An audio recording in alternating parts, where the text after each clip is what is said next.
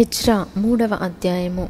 7వ నెలలో ఇశ్రాయేలీయులు తమ తమ పట్టణములకు వచ్చిన తరువాత జనులు ఏకమనసు కలిగిన వారై యెరూషలేములో కూడి యోజాదాకు కుమారుడైన యేషువయును యాజకులైన అతని సంబంధులను షేల్తీయేలు కుమారుడైన జెరుబ్బాబెలును అతని సంబంధులను లేచి దైవజనుడైన మోషే నియమించిన ధర్మశాస్త్రమునందు వ్రాయబడిన ప్రకారముగా దహన బలులు అర్పించుటకై ఇశ్రాయేలీయుల దేవుని బలిపీఠమును కట్టిరి. వారు దేశమందు కాపురస్తులైన వారికి భయపడుచు ఆ బలిపీఠమును దాని పురాతన స్థలమున నిలిపి దాని మీద ఉదయమునను అస్తమయమునను యెహోవాకు దహన బలులు అర్పించుచు వచ్చిరి. మరియు గ్రంథమును బట్టి వారు పర్ణశాలల పండుగను నడిపించి ఏ దినమునకు నియమింపబడిన లెక్క చొప్పున ఆ దినపు దహన బలిని విధి చొప్పున అర్పింపసాగిరి.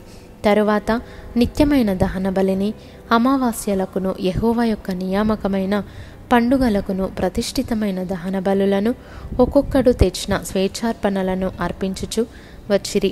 7వ నెల మొదటి దినము నుండి యెహోవాకు దహన బలులు అర్పింప మొదలుపెట్టిరి.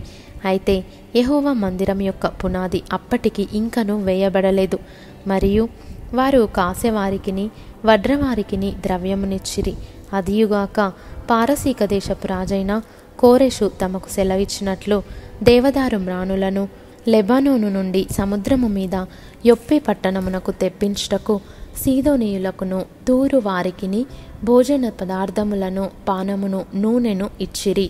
యెరూషలేములో నుండి దేవుని యొక్క మందిరమునకు వారు వచ్చిన 2వ సంవత్సరము 2వ నెలలో షయల్తీయేలు కుమారుడైన జెరుబ్బాబెలును యోజాదాకు కుమారుడైన యేషువయును చెరలో నుండి విడిపింపబడి యెరూషలేమునకు వచ్చిన వారందరూ పని ఆరంభించి 20 సంవత్సరములు మొదలుకొని పై ఈడుగల లేవీయులను యెహోవా మందిరం యొక్క పనికి నిర్ణయించిరి.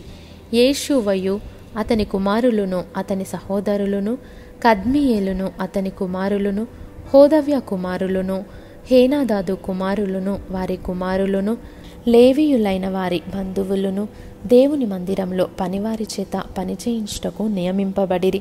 శిల్పకారులు యెహోవా మందిరం యొక్క పునాదిని వేయుచుండగా ఇశ్రాయేలు రాజైన దావీదు నిర్ణయించిన విధి చొప్పున తమ వస్త్రములు ధరించుకొనిన వారై యాజకులు బాకాలతోనూ ఆసాపు వంశస్థులకు లేవీయులు చేయి తాళములతోనూ నిలువబడి యెహోవాను స్తోత్రము చేసిరి. వీరు వంతు చొప్పున కూడి యెహోవా దయాళుడు, ఇశ్రాయేలీయుల విషయమై ఆయన కృప నిరంతరము నిలుచునని పాడుచు యెహోవాను స్తుతించిరి. మరియు యెహోవా మందిరం యొక్క పునాది వేయబడుట చూచి జనులందరూ గొప్ప శబ్దముతో యెహోవాకు స్తోత్రము చేసిరి. మునుపటి మందిరమును చూచిన యాజకులలోను లేవీయులలోను కుటుంబ ప్రధానులలోను వృద్ధులైన అనేకులు ఇప్పుడు వేయబడిన ఈ మందిరం యొక్క పునాదిని చూచి గొప్ప శబ్దముతో ఏడ్చిరి. అయితే మరి అనేకులు సంతోషము చేత బహుగా అరచిరి. ఏది సంతోష శబ్దమో ఏది దుఃఖ శబ్దమో జనులు తెలుసుకొనలేకపోయిరి. జనులు గొప్ప ధ్వని చేసినందున ఆ శబ్దము బహుదూరము వినబడెను.